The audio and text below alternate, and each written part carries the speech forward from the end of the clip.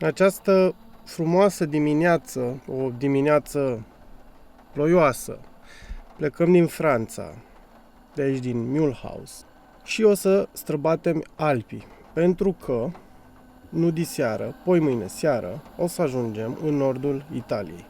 Dar, între timp, o să trecem prin Elveția și o să vizităm Zurich și Lucerne. Două orașe extraordinar de frumoase pe care o să le vizităm astăzi la picior și o să vi le arăt și vouă. Ne vedem pe drum. Numai bine!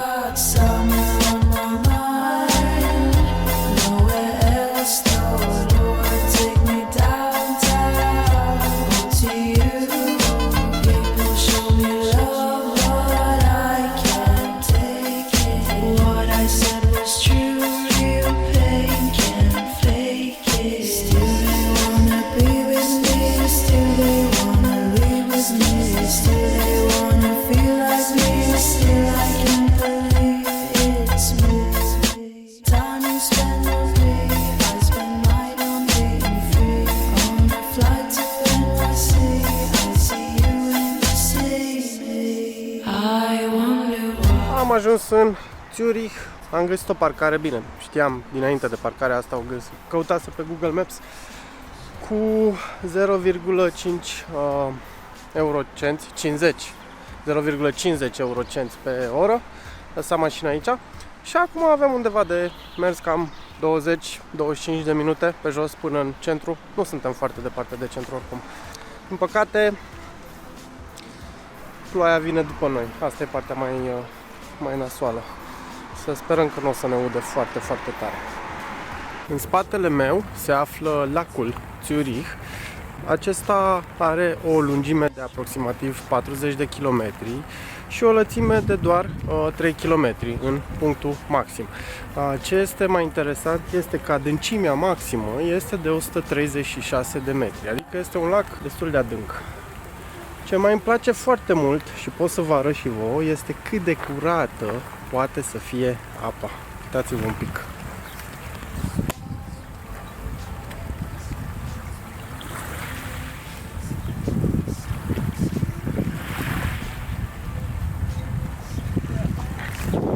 Și să nu uităm că totuși vorbim de un lac care se află lângă capitala unei țări. Și știm că, în general, capitalele sunt locurile cele mai aglomerate și automat unde avem și aglomerație, avem, bineînțeles, și mizerie.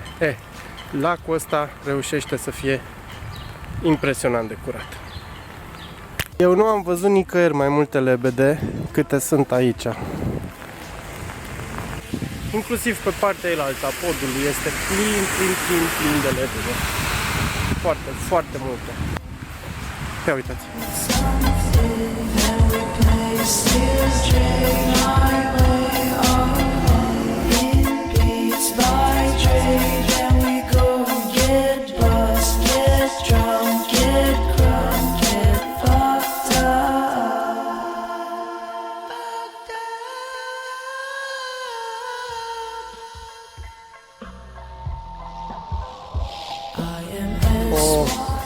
Mică panoramă a orașului. Păcat că ploaia ne cam strică ziua.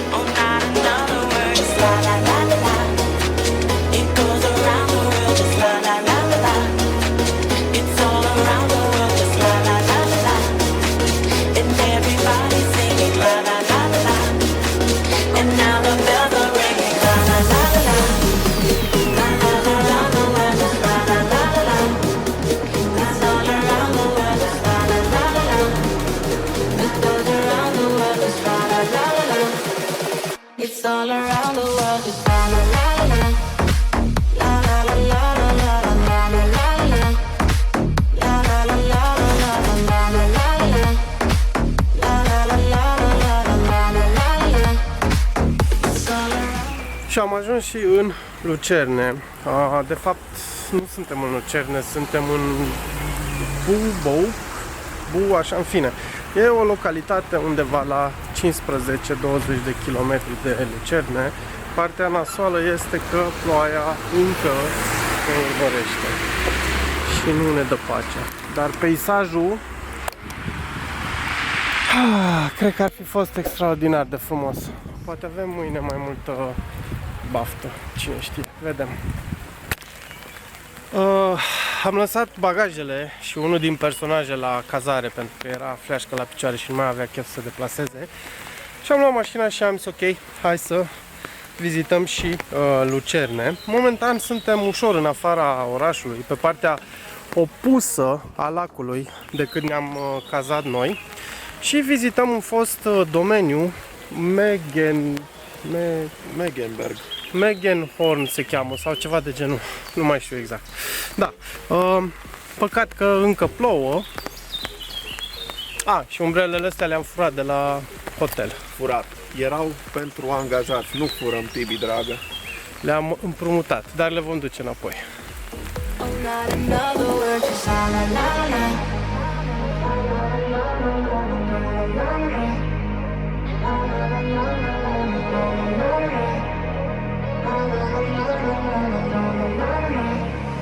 It's all around the world, just la la la la la.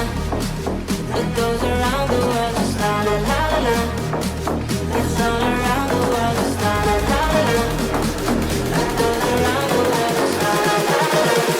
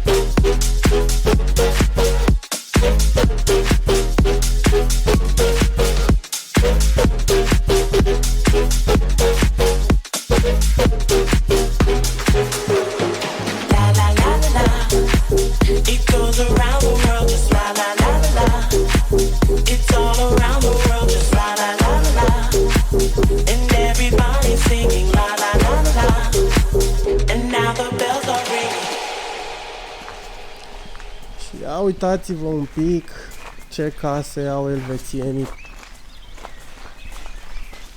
Da, și cu parcare și cu tot ce trebuie și cu berbeci. Nu sunt berbeci, sunt țapi, capre de munte chiar. Țapbec. Și sus, uite, cu seră. Și căsuța frumoasă. De vis, da. Și mirosul. Deci nu vă puteți imagina cât de frumos poate să miroasă. A liliac ceva, nu știu exact. Le-am mai apucat și pe păsărele să cânte. Și plouă, dar în același timp parcă nu te deranjează că plouă. Ok, am plecat și de la domeniu acum. E foarte fain și dacă ajungi prin zonele astea chiar trebuie vizitat, plus că e gratuit. Peisajul de sus de la căsuță e extraordinar și în jur sunt niște case de locuite, de localnici care sunt de-a dreptul foarte faine. Acum îi dăm spre centrul lui Lucerne, încă vreo 16 minute zice GPS-ul și mai vizităm și pe acolo o oră, două, după care cred că ușor, ușor o să ne retragem și noi la cazare. Ne vedem în centru. În sfârșit ajungem în Lucerne, după cred că vreo, nu știu, am făcut 10 km în jumătate de oră, ceva de genul. 800 de metri, da. Jumătate de oră. Am plecat de la hotel la ora de vârf pe la 4:30 și ca să ajungem în Coane a luat dracu Și acum, de la căsuța aia de pe deal până centru, iarăși ne-a luat dracu. Deci am făcut 800 de metri efectiv în 10 minute. Mai mult, Mai mult? 15 minute. Pentru că era un semafor, cum cobora de pe deal, care ținea fix cât să treacă 2 mașini jumate, pentru că a treia forța să treacă pe galben. Și e horror. Și era foarte... stăteai mult până se făcea verde. Exact, și stăteai Pentru și că mult două, până se trei făcea mașini. verde. Da. Și nu, am ajuns, nu știu, cred că e aproape 6 seara, dar nu contează. Mergem să ne plimbăm o oră și ceva să vizităm centrul, că e foarte frumos. Bine, naibii, că încă e lumină. Și că avem umbrele. Și că avem umbrele, da. Mai plouă, dar se putea și mai rău oricum. Am ajuns în vechiul oraș Lucerne. De fapt și de drept în 30 de secunde cred că urmează să trecem pe lângă zidurile fostei cetăți. Și bineînțeles că lângă este un parc foarte, foarte frumos. It's the one and only D.R.E. Dr. Dre Love Buster. You know I'm mobbing with the D.O.G. Straight off them killer streets of CPT. King of the beach, you ride to him in your fleet.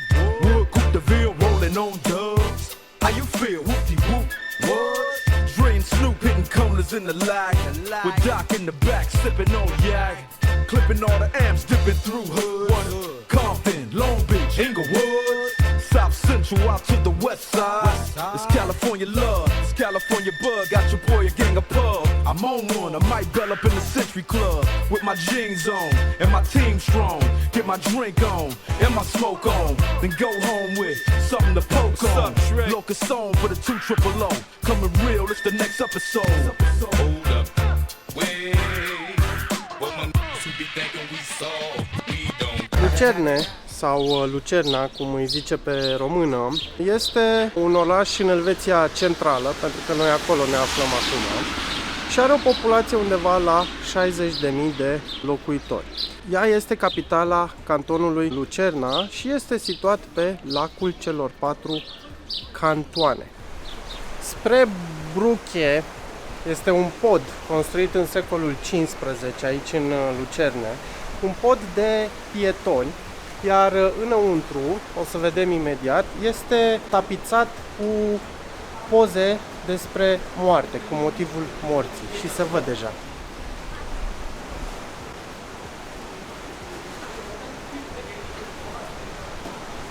De pe pod se poate vedea Needle Dam, sau mai bine zis barajul acelor. Este construit pentru a controla apa din lacul Lucerne.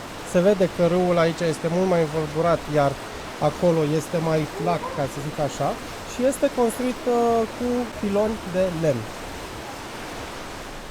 Chapel Bridge este un pod și mai vechi, de data asta este un pod din anii 1300 și are inclusiv un turn. Înăuntru o să vedem că este decorat cu motive din secolele sau din secolul 17.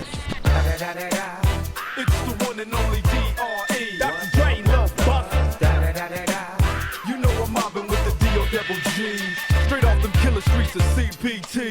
King of the beach, you ride to him in your fleet. Wood, Coupe de Ville, rolling on dubs. How you feel? Whoop-de-whoop. What? Dre and Snoop hitting corners in the lag. With Doc in the back, sipping on yak. Clipping all the amps, dipping through hoods. Compton, Long Beach, Inglewood. South Central out to the west side. Și ajungem și la ultimul obiectiv pe ziua de astăzi, faimoasa fântână Leu de aici din Lucerne. Monumentul reprezintă un leu care se află pe moarte și este dedicat veteranilor de la războiul din Tuileries din 1792. Who be thinking we soft, we don't play. We gon' rock it till the wheels fall off. Hold up, wait. For my who be acting too bold, take a seat. Hope you're ready for the next episode. Hey, smoke weed every De la day. peșcut? Ia, Are hai, gust de- stai și bea. Nu știu dacă e de băut, bă, nu mai bea, că e apa de aici recirculată. Are gust nașpa. Dacă fac dezinterie, asta e. Nu, n-are gust de apă, chiar proaspătă. Apa din fântână arteziană. Asta e. Bă, dacă mor, am asigurare, hai. Nu chiar, că trebuie să ajung cu tine la Brașov și mai ai de condus. Mă pui la porbagaj. O să fii dead weight în mașină. Ți-am dat deja. Hai că transfer 20 de euro. De motorină. Da? Și cu monumentul leului încheiem și noi ziua de astăzi. O zi lungă, obositoare, friguroasă, se simte și oboseala acumulată deja. Avem peste 10 zile de călătorit, condus și mers zi de zi și lucrurile astea se simt.